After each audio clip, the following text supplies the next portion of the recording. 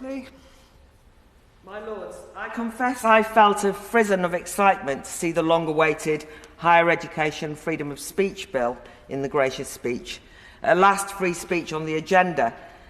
The bill is a valiant attempt by the government to counter the chilling effect of censorship on campus and to strengthen the legal duty to uphold open debate.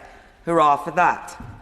I have some reservations. Will it lead to an overly litigious framework that interferes in institutional autonomy? Can you really use fines and threats to guard academic freedom? I'm always nervous about outsourcing political battles to lawyers, especially when the problem is less procedural and more cultural.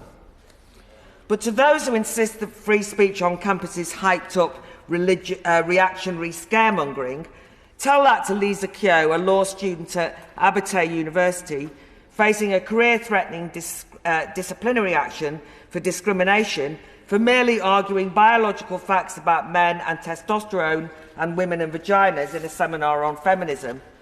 Or say it's exaggerated to the teacher training student at Manchester Met University who's been threatened with a formal fitness to practice panel after raising the disgraceful lack of educational solidarity shown to the Batley Grammar School teacher, suspended and forced into hiding, branded Islamophobic for showing a cartoon of the Prophet Muhammad in a lesson on religious tolerance. Campus cancel culture is a real and present danger.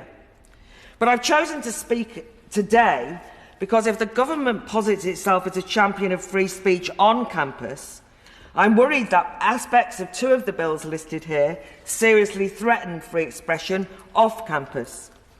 The Police and Crime Bill gives the police enormous new powers over public space and threatens, I would say, the very purpose of protest.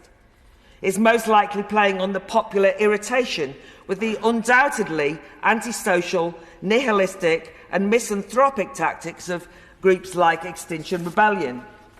It focuses on the noisy and disruptive protests that may cause distress, that may inconvenience public services. In other words, the police could stop any protest if assessed as a risk that it's too noisy or disruptive. But the police already have an armoury of draconian powers which, frankly, it seems to me, they fail to enforce consistently. Whether it's that there's a seemingly more politicised or partisan police force, or is it confusion about when or how to intervene, the police don't need more laws, but better leadership. And what the public needs is the freedom to demonstrate dissent, from Black Lives Matter supporters to anti-lockdown demonstrators, however unpopular their cause to some. And then there's parts of the online safety bill that's united civil libertarians across left and right and is described as, quote, a frightening and historic attack on freedom of speech. The bill imposes a duty of care on big tech providers to remove content that is lawful for adults, but said to be harmful. Harmful not in the J.S. Mill sense or physical harm, but using concepts stolen straight from the campus safe space cancellers playbook. Harmful is anything assessed as risking having a significant adverse psychological impact on an adult of ordinary sensibilities, whatever that is. This vague and subjective diktat will inevitably mean Facebook, YouTube, Twitter, Instagram empowered into doubling down on removing controversial or offensive views even quicker and invites platforms to snoop on users more routinely. All of this is to be enforced by Ofcom, the state regulator which this year enlarged the number of protected characteristics in its hate speech guidance to broadcasters from 4 to 48. A catch-all so large that many speeches in this place would fall foul of it, and creating ever more people to say, I'm a victim. The same Ofcom that has shamefully allied gender-critical feminism with transphobic hate speech too often. The bill also gives Ofcom the power to police disinformation or misinformation, and that should at least give us some pause, if not chill us. Because in a democratic society, citizens should be free to make up their own minds whether they trust what they read, sources and so on. The government boasts that the online safety bill makes the UK the safest place to go online.